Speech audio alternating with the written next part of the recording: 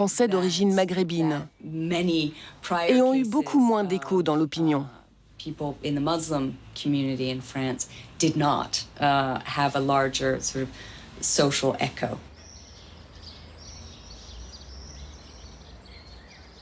Tarnac en Corrèze.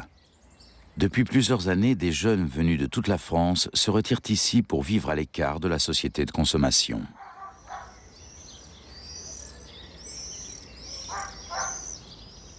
Moi, je m'appelle Gabrielle. Et pourquoi je vis ici, ça fait 6 ans maintenant à peu près. Et qu'on est venu à plusieurs collectifs venir habiter ici. Pour plusieurs raisons, mais principalement celle de rebâtir une ferme qu'on a achetée collectivement et quitter un peu le rythme de la ville pour expérimenter d'autres rapports en général. Gabrielle, née en France, est arrêtée le 11 novembre 2008 pour association de malfaiteurs en relation avec une entreprise terroriste.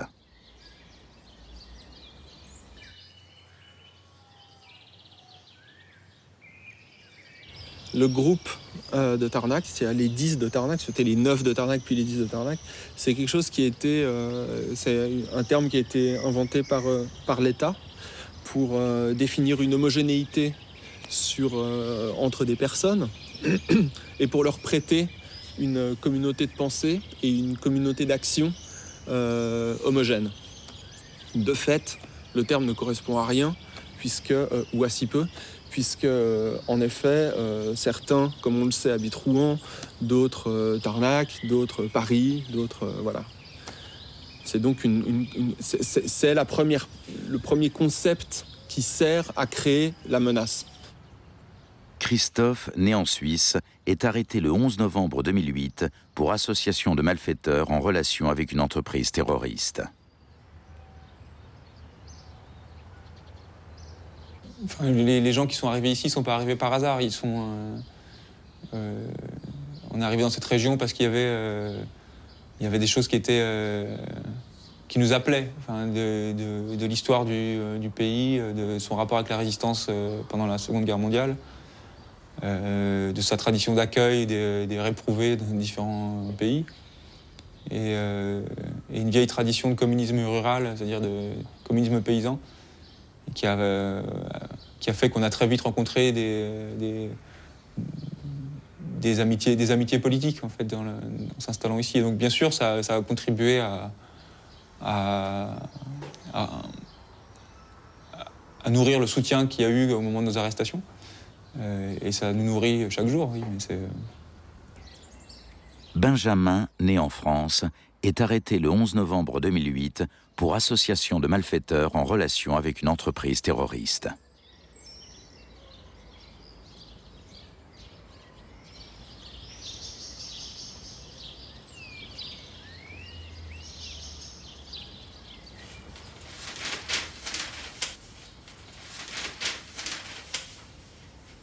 au moment de nos arrestations, ce qui sortait dans les médias, c'est qu'ils avaient arrêté un groupe qui s'appelait la cellule invisible. Ce qui est un mot qui n'a jamais existé nulle part, mais dans lequel il y avait un chef, il y avait des lieutenants, il y avait un bras droit et toute une forme d'organisation quasi paramilitaire. 9 militants qui vivent à Tarnac, Rouen ou Paris rencontrent d'autres militants lors de manifestations auxquelles ils participent dans toute l'Europe. Cela attire l'attention de la Direction centrale du renseignement intérieur. Arrêtés en novembre 2008, ils sont presque tous relâchés au bout de 3 ou 4 semaines. Seul Julien Coupat, présenté comme le chef du groupe, reste en détention. 3 jours plus tôt, le 8 novembre 2008, des dégradations volontaires sur la voie de TGV à Duisy, en Seine-et-Marne, ont interrompu le trafic. La police accuse Julien Coupat et sa compagne Hildune Lévy.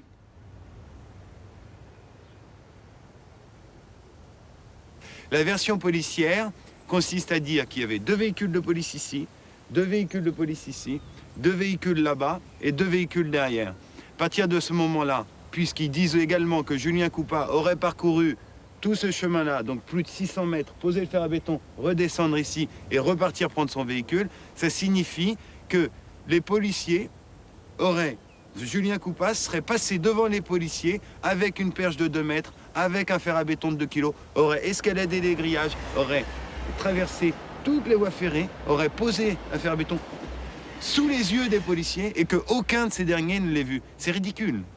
La version policière est grotesque. C'est juste ridicule. Pourquoi ils les accusent, eux? Parce que ça faisait 8 mois qu'ils les surveillaient.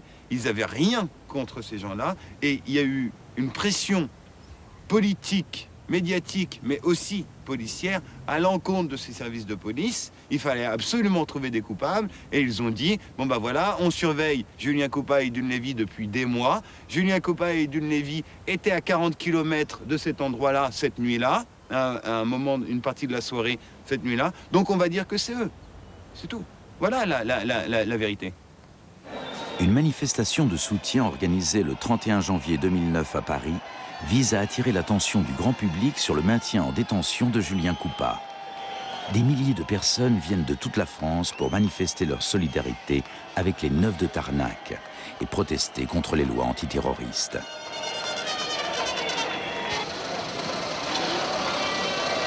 Donc il y a Julien qui lui est inculpé pour direction d'une entreprise terroriste. Donc on nous dit que c'est quelque chose qui est passible de 20 ans de prison. Donc voilà, à partir de là, on sent que c'est pas pour rigoler, quoi. Et que c'est quelque chose de long qui commence, quoi. Mathieu, né en France, est arrêté le 11 novembre 2008 pour association de malfaiteurs en relation avec une entreprise terroriste. Et ce qui est vraiment assez évident à la lecture de notre dossier, c'est que pour une raison finalement assez accidentelle, ils ont commencé à suivre Julien et donc Hildune. Et à partir du moment où c'était lui qui le regardait au départ, ensuite, ce que ça signifie, c'est qu'ils organisent la totalité de leur récit et de ce qu'ils voient à partir de cette idée que ce serait par exemple le chef, le leader de cette cellule terroriste, etc. Et donc évidemment que d'un seul coup tout vient renforcer ça. C'est-à-dire que Julien, il est un peu plus vieux que certains. C'était pas du tout le plus vieux des gens qui habitaient à Tarnac, mais il est un peu plus vieux. Ah, mais donc évidemment, c'est parce que ça doit être le chef. Donc s'il y a des filles qui sont avec lui, c'est que évidemment, c'est que ça doit être la femme du chef. Des amis qui y vont un peu souvent. Forcément, c'est que c'est ses bras droits. Il a pas de téléphone portable. Mais évidemment, c'est parce qu'il a quelque chose à se reprocher. Et il se rend compte qu'on le suit, et à chaque fois qu'on le suit d'un peu trop près, il se rend compte et il arrive à casser la filature. Mais c'est évidemment que c'est un terroriste. Et donc, quelque part, il se retrouve, la police, ils ont une hypothèse de départ qui est donc un personnage à suivre, et évidemment qu'ensuite, ils reconstruisent le réel à partir d'éléments complètement disparates. Ils reconstruisent tout le réel à partir de là. Et ils arrivent à la produire, en fait, cette figure à terme. Les soupçons de la police se fondent sur un essai intitulé « L'insurrection qui vient », rédigé par un comité invisible anonyme. Les 9 de Tarnac sont arrêtés sur la foi de ce pamphlet, mais l'ouvrage lui-même ne fera pas l'objet d'une enquête. La phrase qui suit est tirée de cet essai. La catastrophe n'est pas ce qui vient, mais ce qui est là. Nous nous situons d'ores et déjà dans le mouvement d'effondrement d'une civilisation. C'est là qu'il faut prendre parti. Pour Éric Hazan, l'éditeur, l'insurrection qui vient n'est qu'une analyse radicale de la réaction des gouvernements aux crises de ces dernières années. Sa maison d'édition, La Fabrique, est spécialisée dans les essais politiques et philosophiques. Lui-même a été interrogé par la police qui voulait connaître l'identité des auteurs du livre. Là, le texte entier a été mis au dossier par le juge d'instruction qui a décidé que ce livre et l'affaire Tarnac étaient mêlés et que les soi-disant terroristes de Tarnac étaient à la fois les auteurs et ils étaient inspirés par ce qu'il y avait dans ce livre. Ce qui a évidemment aucun sens. Mais ça faisait partie, je crois, de la construction voulue d'un ennemi intérieur qui devenait à ce moment-là quelque chose de politiquement nécessaire dans ce pays. Le terrorisme islamiste a un peu perdu de son côté terrifiant en France. Il ne s'est rien passé depuis très longtemps. Donc il fallait créer un autre ennemi intérieur. Et je pense que la manipulation à la fois de ce livre et de l'affaire Tarnac, cette manipulation conjointe de deux choses qui n'ont rien à voir, visait à créer un nouvel ennemi intérieur. Alors pourquoi faut-il un ennemi intérieur? Il faut un ennemi intérieur pour légitimer, d'une part, l'empilement des lois répressives, parce qu'on ne peut pas empiler indéfiniment des lois de plus en plus terribles s'il n'y a pas un ennemi en face. Donc il faut créer cet ennemi, c'est très important. Et puis, non seulement les lois, mais l'arsenal policier. L'affaire de Tarnac, ce qu'elle visait, c'était moins nous, 9 personnes ou 10 personnes maintenant, que la population française. C'est-à-dire que l'enjeu de constituer cette petite machine médiatique et policière, ça s'adresse largement autant à la population française, c'est-à-dire de dire, regardez, attention, on est là, on a à peu près tous les moyens et toutes les lois qui appuient ces moyens pour faire à peu près ce qu'on veut, donc marcher dans le rang. C'est-à-dire que ce que produit l'ennemi intérieur, c'est la population, négativement, la population pacifiée qui y a autour. Article 12. Liberté de réunion et d'association. Toute personne a droit à la liberté de réunion pacifique et à la liberté d'association à tous les niveaux, notamment dans les domaines politiques, syndicaux et civiques, ce qui implique le droit de toute personne de fonder avec d'autres des syndicats et de s'y affilier pour la défense de ses intérêts. Mais comment la société peut-elle encore s'organiser si une simple participation à des manifestations suffit pour être soupçonnée d'intention terroriste?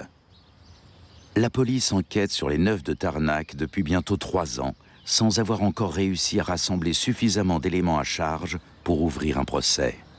Malgré cela, la procédure n'a pas été annulée. Depuis leur libération, les 9 sont soumis à un contrôle judiciaire très strict qui leur interdit tout contact entre eux. Chaque être humain a droit à la liberté et à la sécurité. Mais tous les droits fondamentaux de la Charte européenne doivent être respectés si on veut que nos démocraties restent crédibles et servent de rempart moral au terrorisme et à la tyrannie. Autrement dit, pour rester crédible, l'Union européenne doit s'imposer à elle-même ses droits fondamentaux et les défendre sur la scène internationale.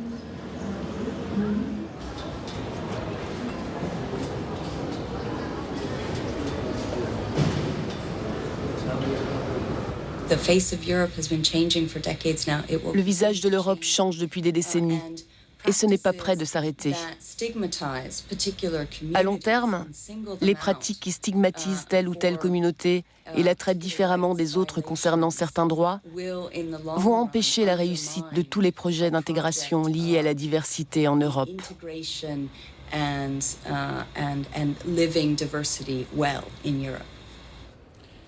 Oui, la phrase « il vaut mieux arrêter quelques innocents que laisser courir des coupables », c'est tout à fait l'inverse de ce que doit être la logique d'un juge. Et la logique d'un système démocratique, c'est exactement le contraire. Mieux vaut laisser un coupable en liberté que d'emprisonner des innocents. Je crois que là-dessus, on doit rester très ferme.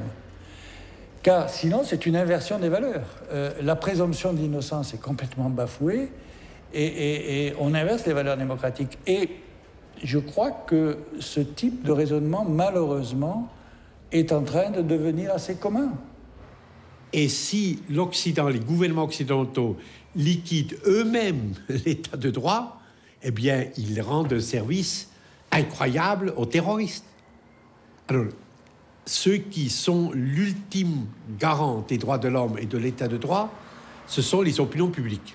Ce sont les citoyennes et citoyens de nos pays respectifs. Et ce qui me préoccupe, c'est ce silence. C'est cette indolence, c'est cette indifférence.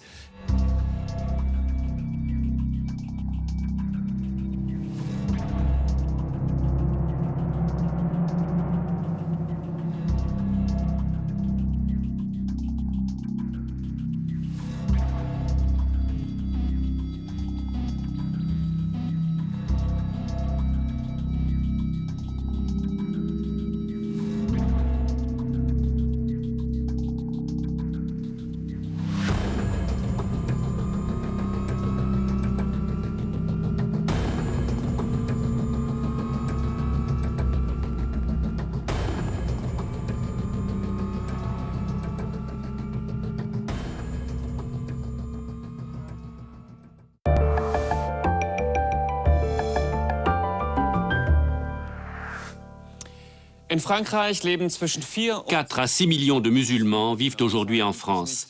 Les chiffres ne sont pas plus précis car les lois antidiscrimination interdisent la compilation de statistiques sur l'appartenance ethnique ou religieuse. Ce qui ne veut pas dire que les musulmans ne se sentent pas discriminés en France. Les troubles à répétition dans les banlieues en témoignent. En Allemagne, les musulmans sont au nombre de 3 à 4 millions et le président allemand considère que l'islam fait tout autant partie de l'Allemagne que le christianisme et le judaïsme. Ces propos prononcés par le président Wulff lors de son discours inaugural n'ont pas suscité que l'adhésion, loin de là. En Allemagne, la plupart des musulmans sont d'origine turque. Avant le 11 septembre, beaucoup d'Allemands reprochaient aux immigrés d'être des Turcs. Depuis le 11 septembre, on leur en veut d'être des musulmans. Les réserves d'ordre culturel ont cédé la place à un rejet religieux. Pour illustrer ce changement d'attitude, Benjamin Cantu nous emmène à Penzberg, charmante petite ville de Bavière. Mais les apparences idylliques sont trompeuses, comme en témoigne son film « La peur des autres ».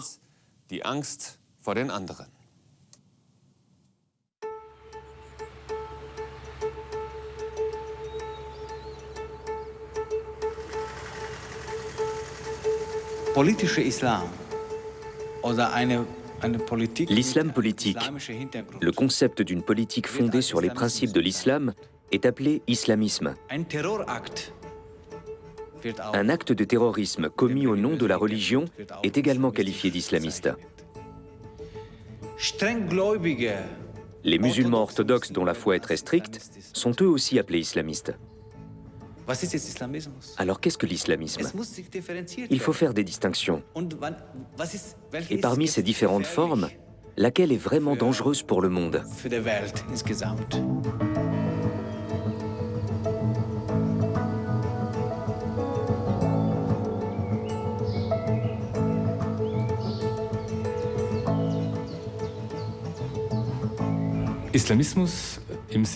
L'islamisme, au sens d'un extrémisme politique, peut cautionner l'usage de la force.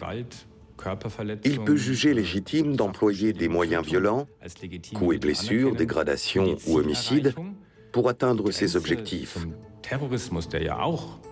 La frontière avec le terrorisme, qui emploie aussi des méthodes extrêmes, est donc floue. En ce sens, il y a un rapport entre les deux.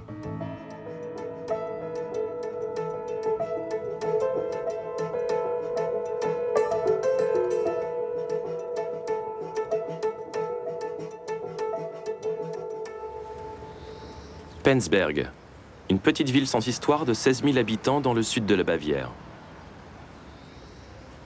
Et voici sa mosquée. Sur quelques 2500 communautés musulmanes en Allemagne, celle de Penzberg est l'une des rares à regrouper des fidèles de différentes nationalités. Bosniaques, Turcs, Arabes et Allemands, prient ensemble dans cette mosquée dont les portes sont ouvertes jour et nuit. Il faut que je me remette dans le bain. Ça faisait longtemps que je n'avais pas fait de visite guidée. Vous êtes mon premier groupe depuis 2 semaines. Habituellement, on a presque tous les jours des groupes qui s'inscrivent pour découvrir la mosquée. Vous parlez très bien allemand. C'est courant quand on a grandi en Bavière. Ah, vous avez grandi ici. Mais vous ne parlez pas bavarois. Non. En tout cas, vous avez l'accent du sud de l'Allemagne. Vous trouvez? On me dit souvent que j'ai un accent autrichien. Ça vous rend très sympathique. Vraiment très sympathique. Bon, on y va.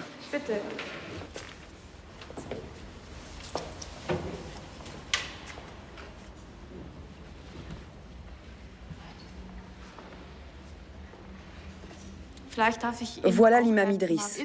Je vais vous le présenter. Bonjour, monsieur Neudek.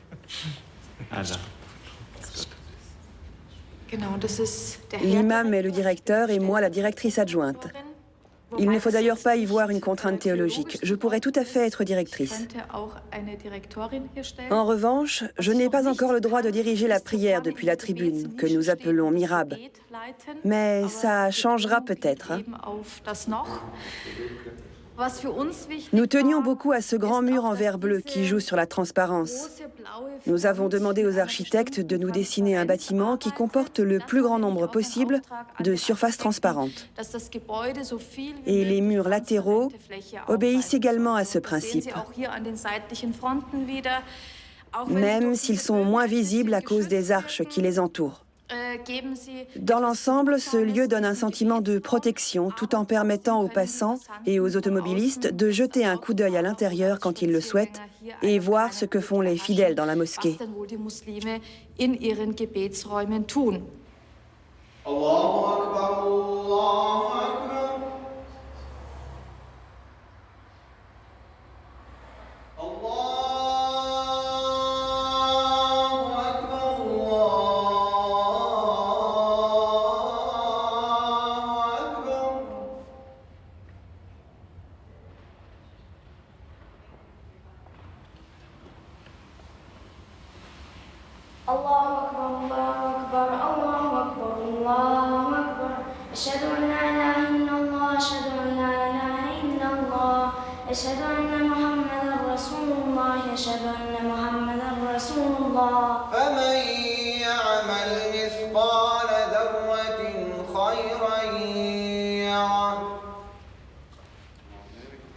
Benyamin Idriss est l'imam de cette mosquée depuis 1995, comme ses arrière-grands-pères en Macédoine avant lui.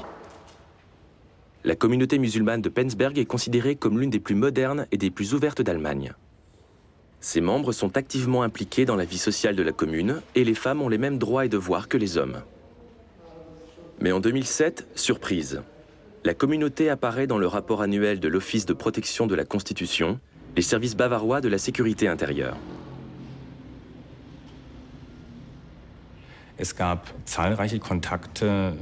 Les responsables de la communauté musulmane de Penzberg, et notamment son imam, ont eu de très nombreux contacts avec les dirigeants du mouvement islamique Millî Görüş et la communauté islamique en Allemagne. Or, celle-ci est une émanation des frères musulmans égyptiens qui poursuit des objectifs allant à l'encontre de l'ordre démocratique et libéral.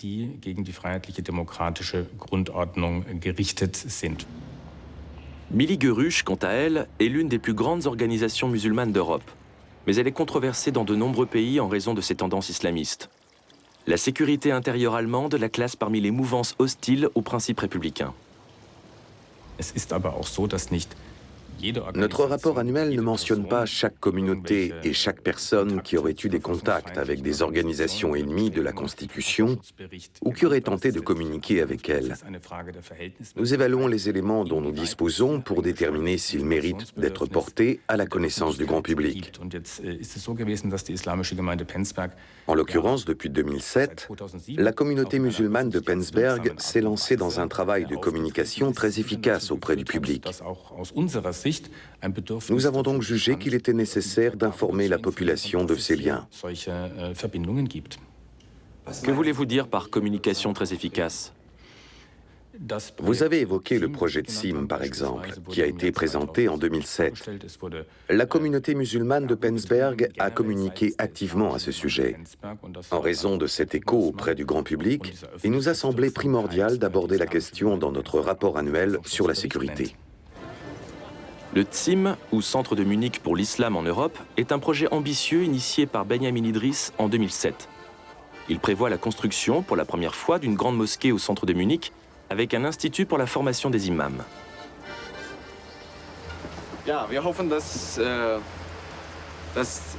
Nous espérons construire 3 bâtiments ici. Au milieu, il y aura la mosquée et le musée de l'islam. D'un côté, l'Institut de formation et le centre de recherche.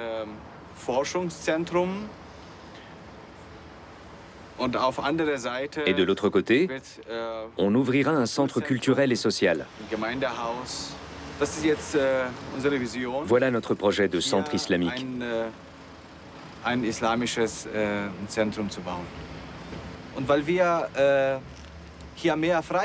En Allemagne, nous avons davantage de liberté que dans certains pays musulmans.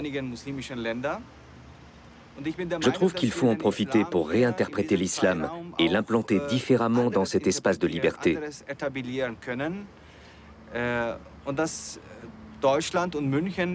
L'Allemagne et la ville de Munich nous offrent une chance d'accompagner le développement de ce qu'on appelle parfois l'islam des Lumières.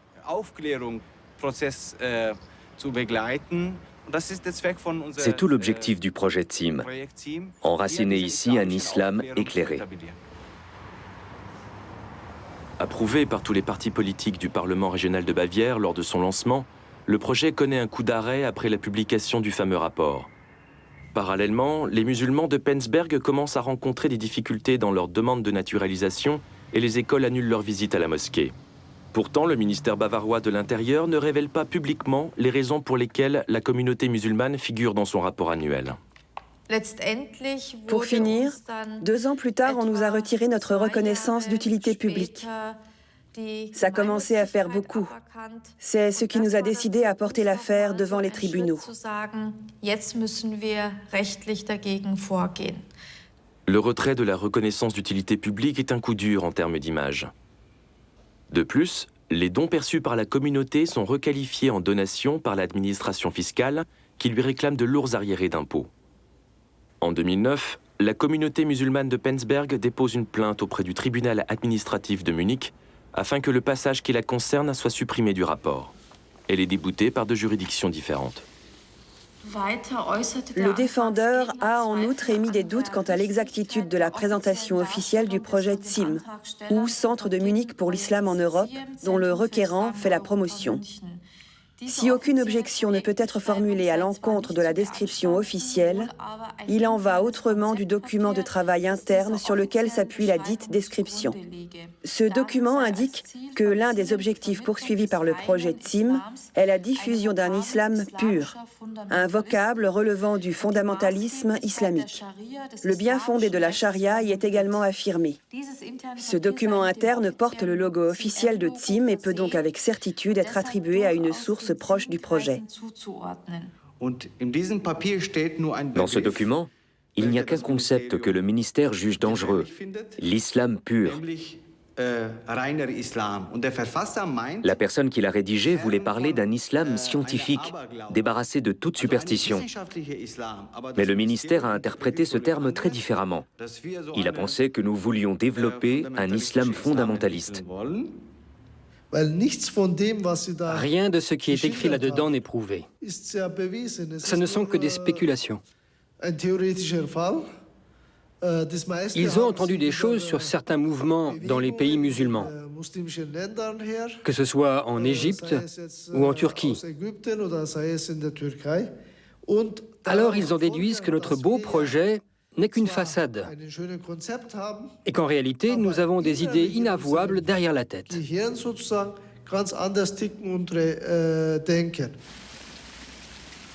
Malgré les décisions de justice défavorables, les autres communautés religieuses et la classe politique se montrent solidaires des musulmans de Penzberg.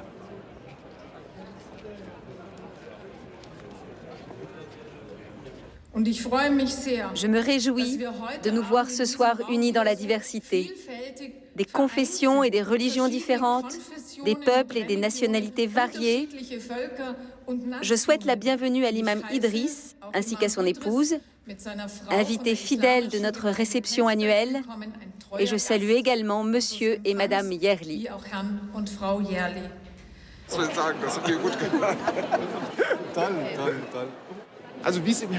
Personne ne peut savoir ce que vous pensez au fond de vous, ce que je pense moi, ou ce que pense M. Idriss. Ce qui compte, c'est la façon dont on s'exprime. Et en l'occurrence, le message est très positif. C'est pourquoi je crois qu'il faut se montrer ouvert vis-à-vis de la communauté musulmane. Ce qui figure dans le rapport du ministre de l'Intérieur me semble très contestable. Parmi les responsables de la sécurité intérieure qui ont rédigé ce rapport, je pense que certains ont très peur de l'islam. Et cette peur fausse leur évaluation de la situation. 2011. À quelques jours de la publication du nouveau rapport sur la sécurité intérieure, la communauté musulmane prépare un communiqué de presse. les écoles vont revenir. On va redevenir d'utilité publique. Ça, on n'en sait rien. C'est difficile à dire par avance. En fait, ce qu'ils nous reprochent, ce sont ces soi-disant contacts. Mais si ça ne figure pas dans le nouveau rapport, on n'a pas besoin d'en reparler. En effet, la question est de savoir s'ils vont rabâcher les mêmes accusations. S'ils se contentent de mentionner qu'on a engagé une action en justice et qu'on a perdu à 2 reprises, on pourra considérer ça comme une tentative de réconciliation de la part du ministère de l'Intérieur. Dans un état de droit, ce n'est pas normal d'être sanctionné parce qu'on a pris position contre une critique qu'on estime injustifiée, ou parce qu'on a porté plainte contre elle.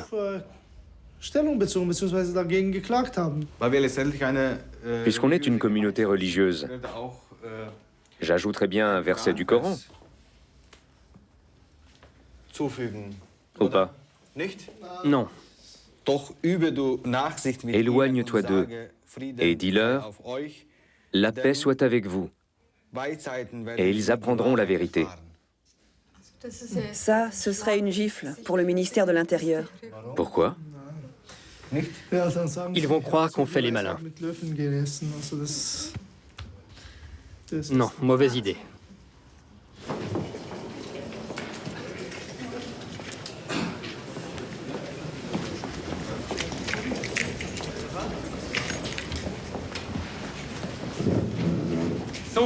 Bienvenue à cette conférence de presse destinée à vous présenter le rapport 2010 sur la sécurité.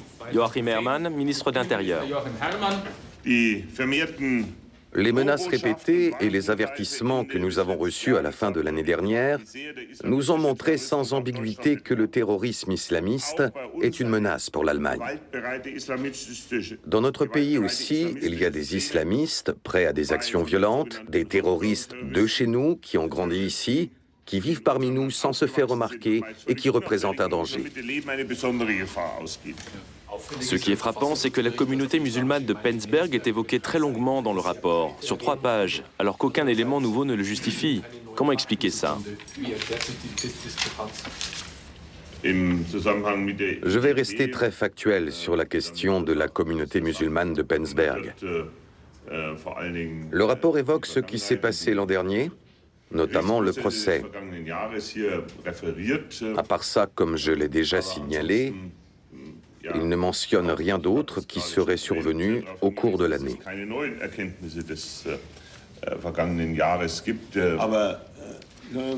Mais je ne comprends vraiment pas ce débat hors de propos au sujet de Penzberg qui n'a cessé d'enfler ces derniers temps.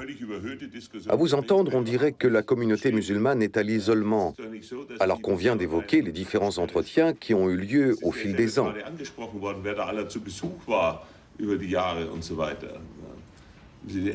Je n'ai jamais empêché personne de la rencontrer. Ce n'est pas la question ici. Ce qui nous préoccupe, ce sont des contacts douteux qui ont eu lieu il y a quelques années et qui relèvent de la sécurité intérieure. Rien de plus, rien de moins.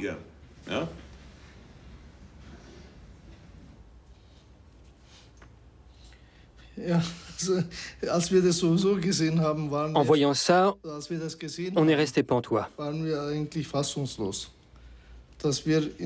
On apparaissait encore dans le chapitre « Islamisme et terrorisme » du rapport 2009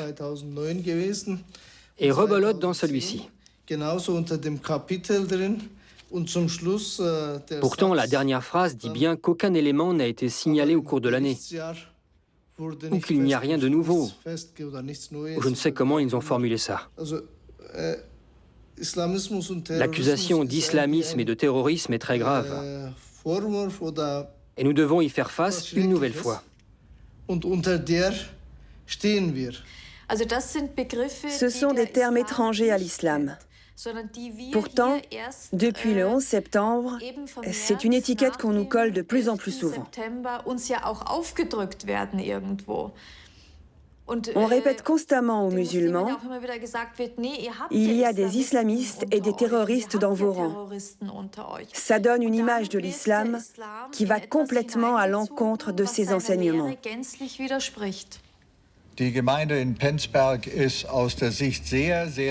Dans tous les médias, ou en tout cas dans la plupart d'entre eux, les musulmans de Penzberg sont présentés comme une communauté exemplaire pour toute l'Allemagne.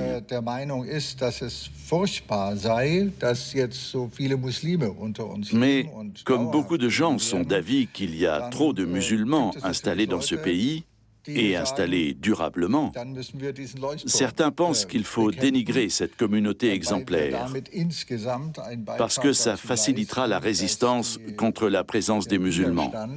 Je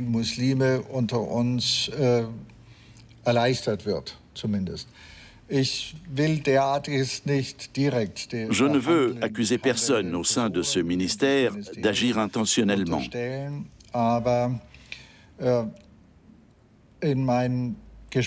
Mais quand j'ai discuté avec les responsables, le message était clair. Leur service considère que sa mission est de contrer l'islamisation rampante de la société allemande qu'elle prétend avoir identifiée. À mon sens, c'est la raison pour laquelle on s'en prend particulièrement à la communauté de Penzberg. C'est faux. La sécurité intérieure ne s'intéresse à l'islam que dans sa dimension politique extrémiste. Nous n'avons rien contre l'islam en tant que religion. La liberté de culte est un principe bien ancré dans notre Constitution. C'est l'extrémisme et lui seul qui pose problème. L'islamisme dans sa forme extrémiste, celui qui s'en prend aux principes républicains.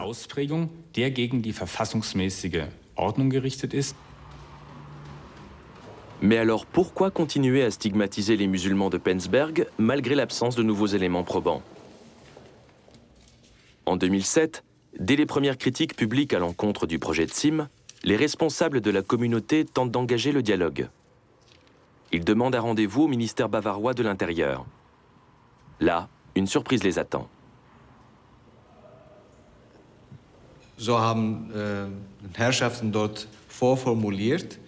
Ces messieurs avaient préparé un texte qu'ils nous ont présenté. J'étais censé signer une déclaration disant, et je cite, « Monsieur Benjamin Idriss prend ses distances publiquement et officiellement avec toutes les organisations islamistes. Il partage l'opinion du ministre de l'Intérieur et des sénateurs chargés de l'Intérieur au niveau de la Fédération et du Land, selon laquelle Mili Geruch est une organisation poursuivant des objectifs contraires à la Constitution. La communauté musulmane de Penzberg ne tolérera aucun membre de la mouvance Mili Geruch dans ses rangs et s'engage à exclure ceux-ci. Il faudrait donc que je fasse la police dans ma communauté. Quant à musulman, un citoyen lambda de Penzberg ou d'ailleurs demande à nous rejoindre parce qu'il apprécie notre travail.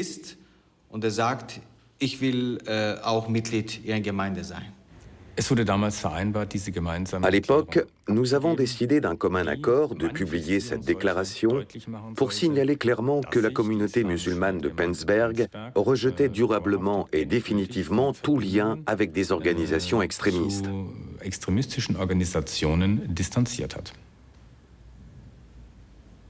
que ce n'était pas aussi pour vous une façon de demander un gage de bonne volonté?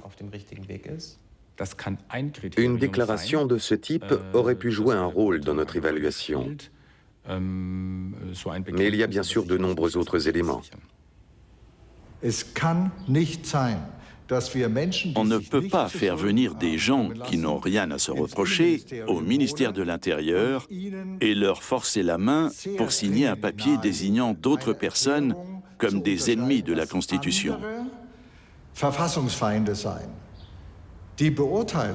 La question de savoir si un tel ou un tel est hostile aux principes républicains n'est pas vraiment du ressort d'un imam ou des responsables d'une petite communauté.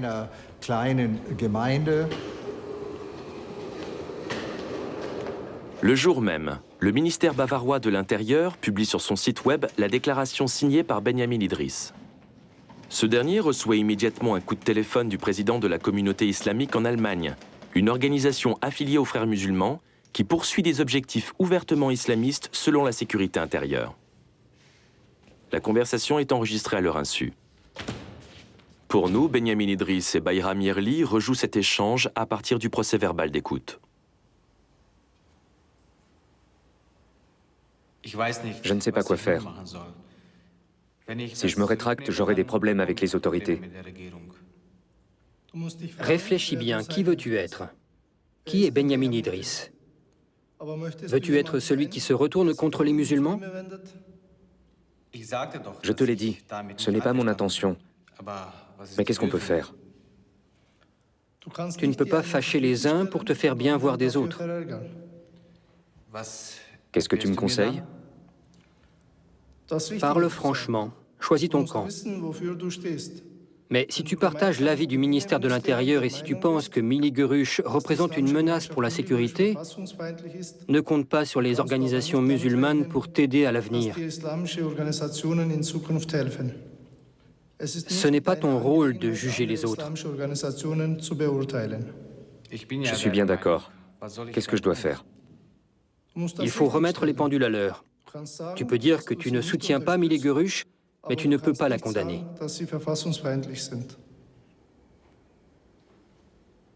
Sans attendre, Benyamin Idriss publie un communiqué de presse dans lequel il réaffirme son rejet de l'extrémisme, mais retire sa déclaration au sujet de Mili Görüş. Pour les services de la sécurité intérieure, la communauté musulmane de Penzberg est désormais plus suspecte que jamais.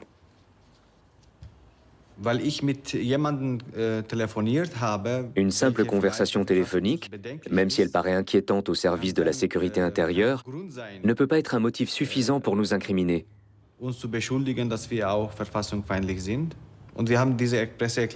Nous avons publié ce communiqué pour rappeler que ce n'est pas le rôle d'un imam de décréter qu'une autre organisation musulmane est hostile à l'ordre constitutionnel. Mais la sécurité intérieure en a déduit que je m'étais couché devant Ibrahim El-Zayat, l'homme qui m'a appelé.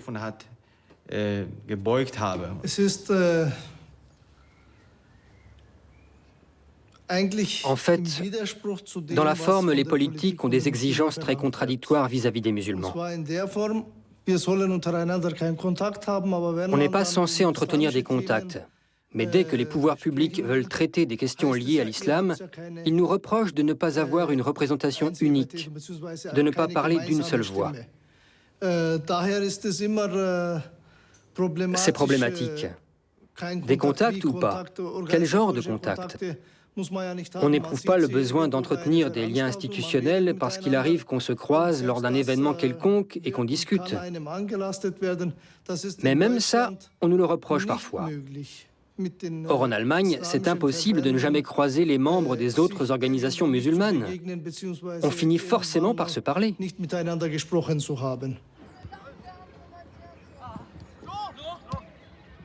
Le fils aîné de Bayram Yerli, Osman, est gardien de but au football club de Penzberg. Il est né et a grandi ici, mais tant que son père n'a pas la nationalité allemande, il ne peut pas l'avoir non plus. Il y a 14 ans, Bayram Yerli a fait une demande de naturalisation. En vain. La procédure a traîné car il était alors membre de Mili Görüş. Il a quitté l'organisation en 2005, mais la sécurité intérieure continue de le surveiller. Il se souvient d'un entretien avec les services de naturalisation. Ce qui m'a vraiment choqué, c'est qu'ils m'ont récité des versets du Coran. Enfin, lu, pas récité.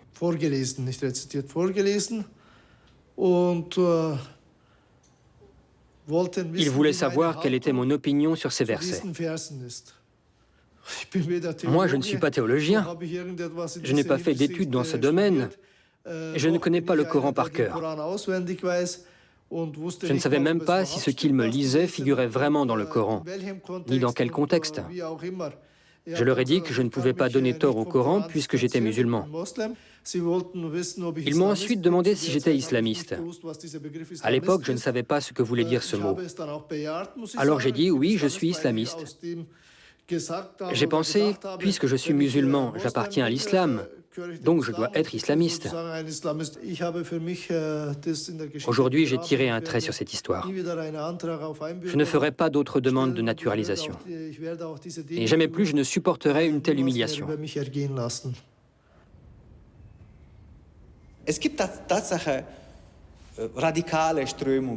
Il existe des mouvances radicales et des mouvances extrémistes à tendance islamiste. C'est un fait. Il y a des courants conservateurs orthodoxes et des mouvements qui cautionnent la violence. Mais pour contrer ces groupuscules, il faut qu'il y ait aussi des communautés musulmanes modérées.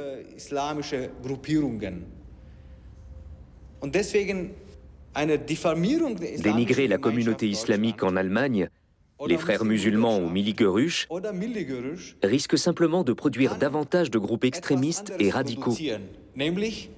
Den tatsächlich extremistischen und radikalen andere Gruppierungen. Meine Aufgabe ist, Mon devoir est de jeter des ponts entre ces courants et le reste de la société allemande et de trouver des compromis. La constitution de ce pays est notre point de référence pour y parvenir. Un rôle de médiateur bien inconfortable et un désir de compromis à l'avenir incertain. La communauté musulmane de Penzberg a recouvré sa reconnaissance d'utilité publique. Pas sur recommandation de la sécurité intérieure, mais grâce à l'administration fiscale. Le projet de Tzim, lui, devrait se concrétiser prochainement. Quand les pouvoirs publics seront enfin convaincus que Penzberg est décidément une communauté bien tranquille.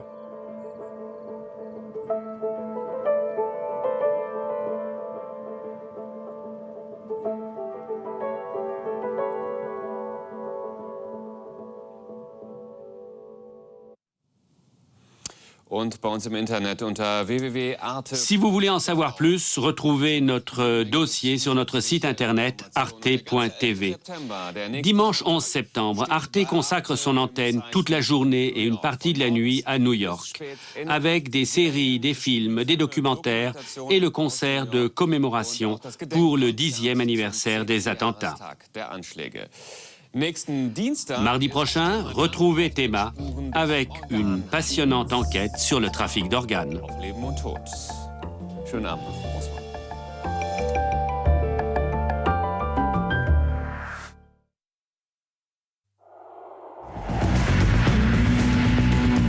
Une nouvelle enquête attend Sarah Lund, une sale affaire qui mêle terrorisme et pouvoir politique. Série nordique, dans un instant.